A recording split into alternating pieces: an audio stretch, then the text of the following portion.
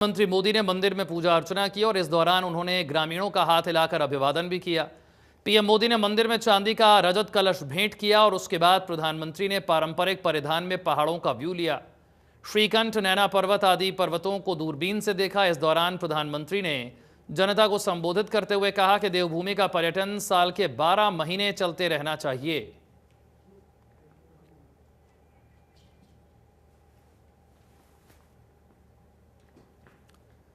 प्रधानमंत्री का उत्तराखंड दौरा, पारंपरिक नृत्य में भी शामिल हुए। शीतकालीन यात्रा पर प्रधानमंत्री पहुंचे।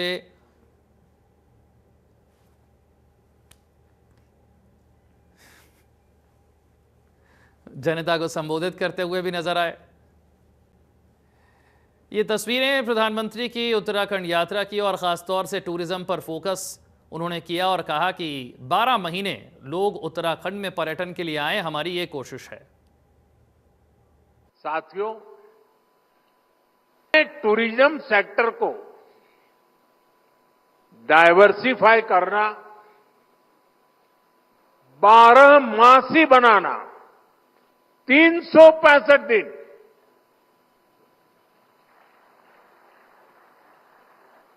ये उत्तराखंड के लिए बहुत जरूरी है। मैं चाहता हूं कि उत्तराखंड में कोई भी सीजन हो, कोई भी सीजन ऑफ सीजन ना हो, हर सीजन में टूरिज्म ऑन रहे। यहां जो धार्मिक अनुष्ठान किया जाता है वो हमारी प्राचीन और अद्भुत परंपरा का हिस्सा है। इसलिए उत्तराखंड सरकार का 12 मासी पर्यटन का विजन, 365 दिन के पर्यटन का विजन लोगों को दिव्य अनुभूतियों से जुड़ने का अवसर देगा। इससे यहां साल भर उपलब्ध रहने वाले रोजगार के अवसर विकसित होंगे।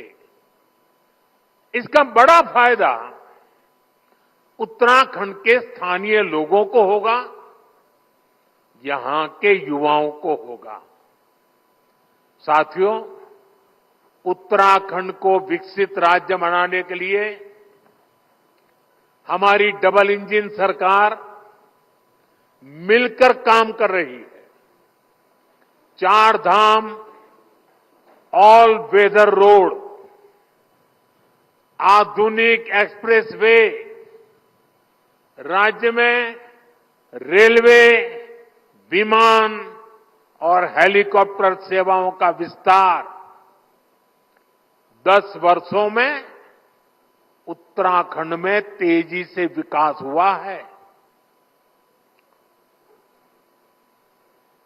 अभी कल ही उत्तराखंड के लिए केंद्रीय कैबिनेट ने केदारनाथ रोपवे प्रोजेक्ट और हेमकुंड रोपवे प्रोजेक्ट को मंजूरी दे दी है। केदारनाथ रोपवे बनने के बाद जो यात्रा 8 से 9 घंटे में पूरी होती है, अब उसे लगभग 30 मिनट में पूरा किया जाएगा। सुमित हमारे संवाददाता और जानकारी के साथ है। सुमित, पूरे तरीके से टूरिज्म पर फोकस था ये दौरा और प्रधानमंत्री ने कहा कि जो टूरिज्म कुछ महीने चलता है, कोशिश ऐसी की जाए कि ये पर्यटन 12 महीने उत्तराखंड में चले, जिससे लोगों को और बेहतर आमदनी हो सके। बिल्कुल, मैं आपको बता दूं, आज यहाँ पर जो गंगा घाटी के जितने भी यहाँ पर युवा हैं, उनको एक यहाँ पर बिल्कुल एक पर्यटक से जोड़ने के लिए काम किया है और कहीं ना कहीं यहाँ के जो युवा में एक खुशी की लहर जरूर है। आज मैं बात कर दिया तो सिलांग वैली में भी एनआईएम के माध्यम से यहाँ पर बाइक रैली भी निकाली गई। और जो यहाँ पर नेलांग घाटी में चाहे जनकताल की बात की जाए, चाहे वो जादुन की बात की जाए, जो गांव को फिर से बसाने की उन्होंने यहाँ पर बात की है। और वहाँ पर जो होम स्टे के संचालक है, होम स्टे भी वहाँ पर पर्यटन विभाग के द्वारा वहाँ पर बनाए जा रहे हैं। तो कहीं ना कहीं जो इस घाटी, गंगा घाटी में जो रोजगार के आयाम है युवाओं के लिए, कहीं ना कहीं खुशी का देखने को जरूर मिला है। युवा के अंदर काफी खुशी है। प्रधानमंत्री जैसे ही मुखबा शीतकालीन यहाँ पर पूजा अर्चना की, जितने भी तीर्थ पुरोहित है, पंडित सभा के, उन्होंने यहाँ पर जल अभिषेक किया। चांदी के जो बर्तन है उसके यहाँ पर प्रधानमंत्री को जल दिया और तमाम ऐसी जो। शुक्रिया सुमित इस जानकारी के लिए। प्रधानमंत्री का उत्तराखंड दौरा और पूरे तरीके से टूरिज्म पर फोकस प्रधानमंत्री की तरफ से किया गया है।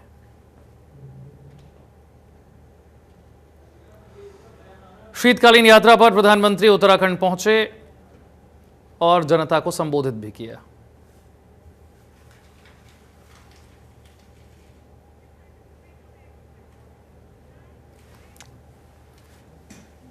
खबर उत्तरकाशी से है। प्रधानमंत्री मोदी के दौरे पर सीएम धामी ने उनका आभार जताया है। सीएम ने कहा है, प्रधानमंत्री मोदी के मार्गदर्शन से प्रदेश का लगातार विकास हो रहा है। सीएम ने कहा है, पीएम मोदी के सहयोग और मार्गदर्शन से ही प्रदेश में राष्ट्रीय खेलों जैसे सफल आयोजन हुए हैं। उन्होंने कहा कि प्रदेश में जितनी बार भी आपदा आई है, प्रधानमंत्री जी ने पूरा सहयोग किया है। मुख्यमंत्री ने कहा कि देवभूमि के लिए प्रधानमंत्री ने बहुत काम किया है। जब जब उत्तराखंड पर आपदा आई, प्रधानमंत्री ने साथ दिया, हर संभव मदद की। उत्तराखंड के दौरे पर प्रधानमंत्री और आभार जताया मुख्यमंत्री पुष्कर सिंह धामी ने।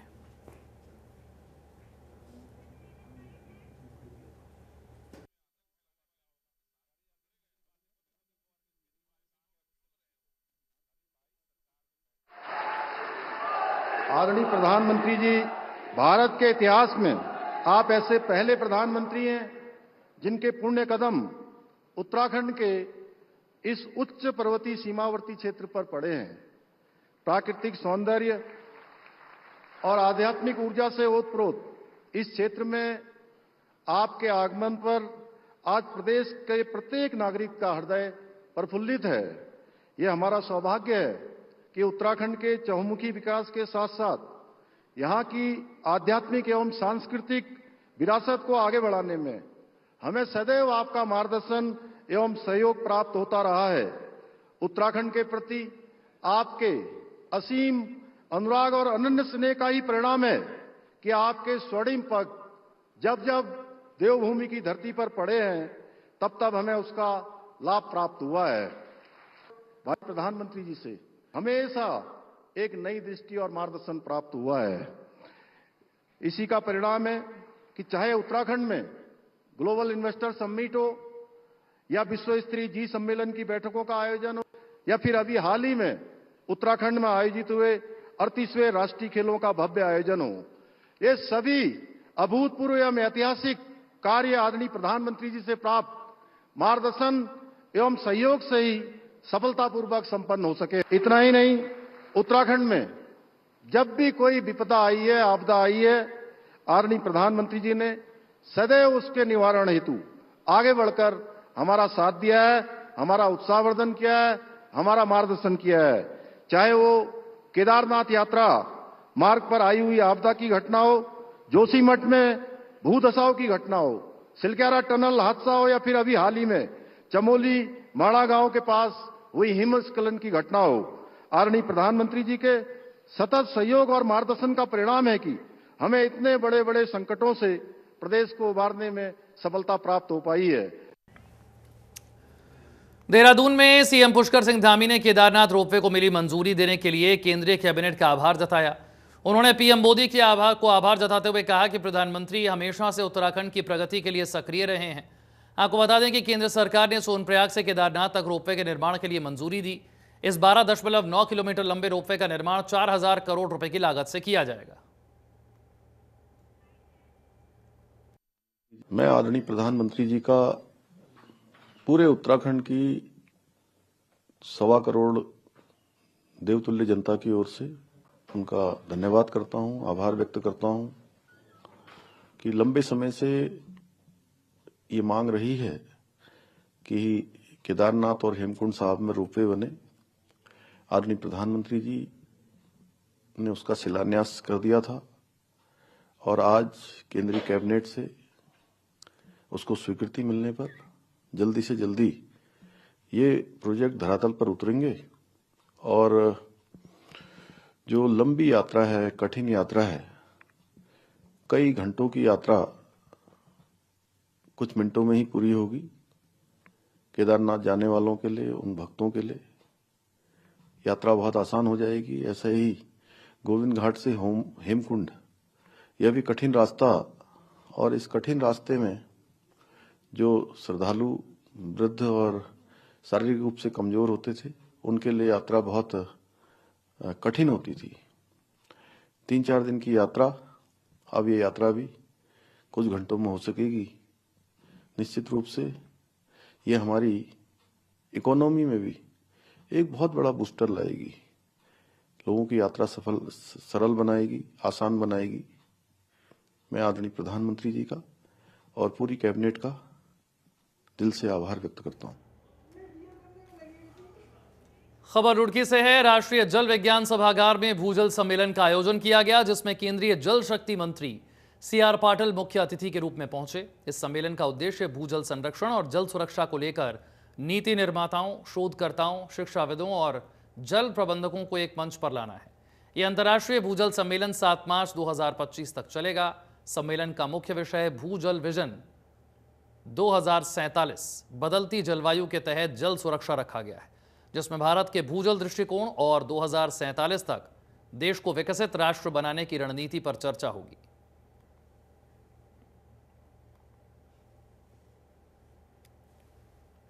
केंद्रीय मंत्री सीआर पाटिल ने इसका शुभारंभ किया है।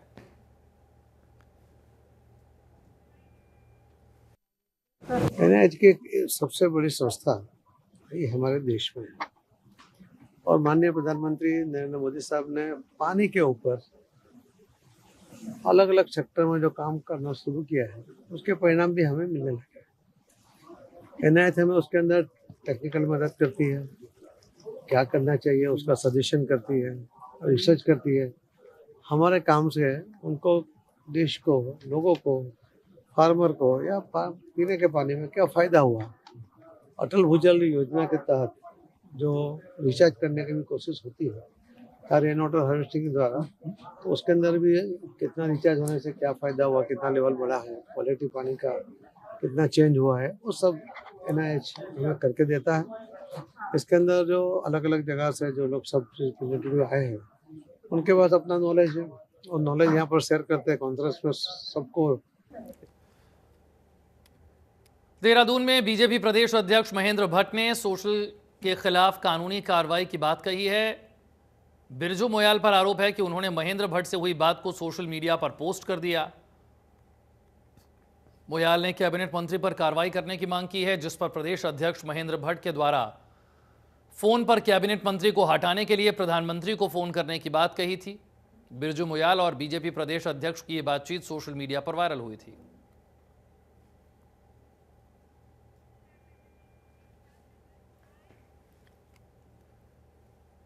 कॉर्बेट नगरी रामनगर में वन प्रभाग के ऑफिस में वन पंचायत सरपंचों और सदस्यों को ट्रेनिंग दी गई। इस प्रशिक्षण का आयोजन उत्तराखंड वानिकी प्रशिक्षण अकादमी हल्द्वानी के द्वारा किया गया, जिसमें वन पंचायत नियमावली 2024 संशोधन, वन पंचायत नियमावली, सरपंचों और सदस्यों के अधिकार, लेखा प्रक्रिया, वन पंचायत की आय वृद्धि समेत कई मुद्दों पर चर्चा हुई। उन्होंने कहा कि वन पंचायत की आय से सामाजिक कार्य कर सकते हैं। अच्छा, एक हम बाद में ग्रुप फोटोग्राफ भी लेती करना पड़ेगा और हम आप लोगों के साथ हैं ना, तो हम तभी हम आप लोगों को, ठीक है। यहाँ पर हमारे को बहुत ही अनुभवी पूर्व डीएफओ बीके सिंह साथर हमारे क्षेत्र के सरपंचों को वन नियमावली के अंतर्गत अपने अधिकारों के लिए और वनों की रक्षा के लिए प्रशिक्षण दिया गया और उसमें किस प्रकार से फायर पर कंट्रोल किया जा सके, किस प्रकार से वनों को चित्रित किया जा सके, अपने जल स्रोतों का संवर्धन किस प्रकार से किया जाए, नहीं ये जानकारी हमके द्वारा दी गई। विभाग की एक बहुत बड़ी कमी है कि इसमें टुकड़े टुकड़ों में काम हो रहा है। पूरे प्रदेश में एक रीति एक नीति नहीं है। जब तक एक रीति एक नीति नहीं होगी तब तक इस प्रदेश में किसी भी प्रकार के प्रशिक्षण को कहना एक किस्म से मिथ्या होगा। जब तक आप पूरे सभी को एक साथ लेकर के नहीं चलेंगे तब तक इसमें कोई इस प्रकार का मेरे को नहीं लगता कि कोई विशेष उपलब्धि मिलने वाली है। कि चाहे वनाग्नि को रोकने वाली घटनाएं हैं, आप कुछ एक वन पंचायतों में फायर लाइन काट रहे हैं, बाकी की बच।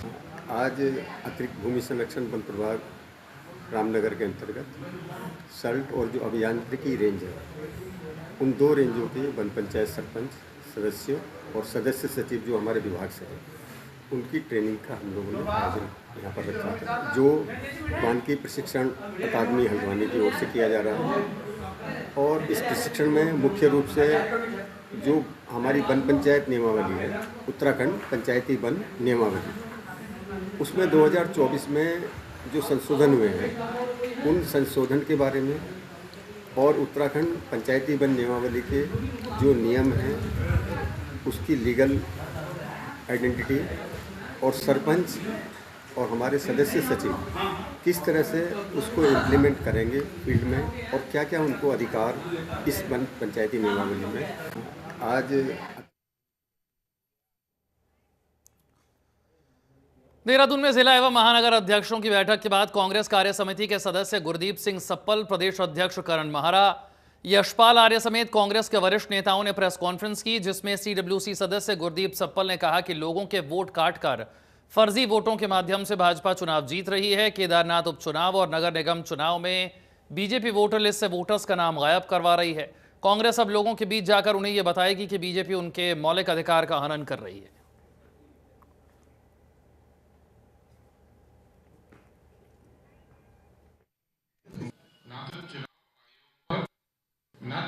प्रक्रिया पर ना मतदाता पर कोई अविश्वास दिखा रहे हैं।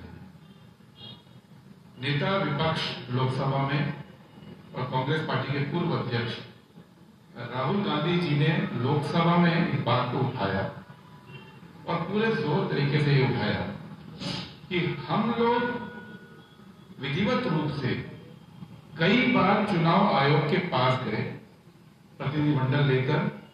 मैं खुद हर एक डेलीगेशन का हिस्सा रहा। हम चुनाव आयोग से मांग क्या रहे हैं?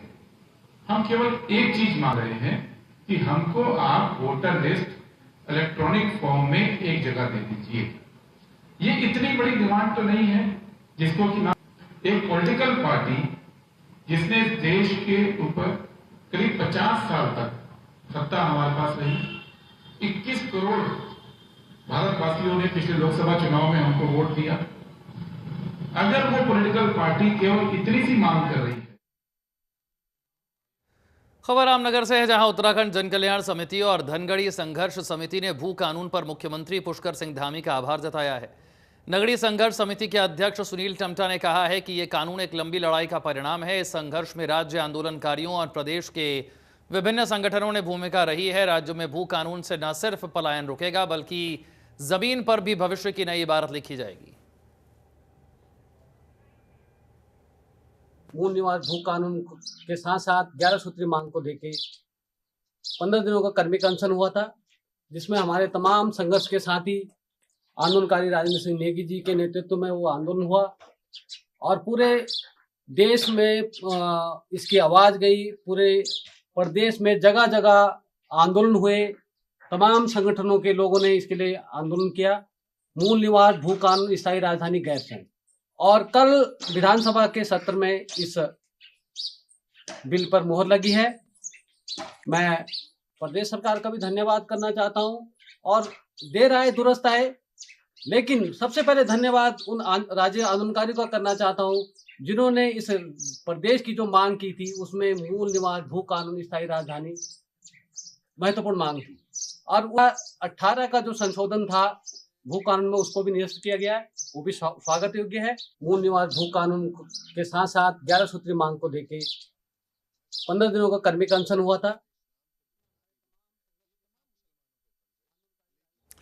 खबर देहरादून से है, जहां सचिव आपदा प्रबंधन एवं पुनर्वास विनोद कुमार सुमन का केंद्र सरकार में संयुक्त सचिव पद के लिए एम्पैनलमेंट हुआ है। विनोद कुमार सुमन राज्य गठन के बाद पीसीएस से आईएएस बनने वाले पहले ऐसे अधिकारी हैं जिनका केंद्र सरकार के लिए एम्पैनलमेंट हुआ है। सुमन वर्तमान में सचिव आपदा प्रबंधन और पुनर्वास के साथ ही राज्य संपत्ति, सामान्य प्रशासन और प्रोटोकॉल की जिम्मेदारी निभा रहे हैं। विनोद कुमार पहले भी कई विभागों में काम कर चुके हैं।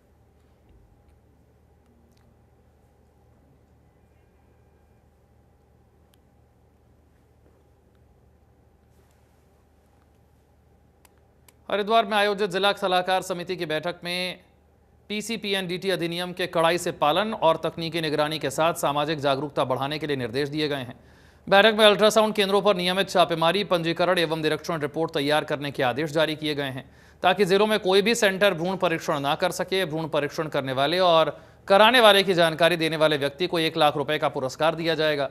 साथ ही डिकॉय गर्भवती महिला को 60,000 तथा अन्य सहयोगी पुरुष और महिलाओं को 40,000 रुपए प्रदान किए जाएंगे।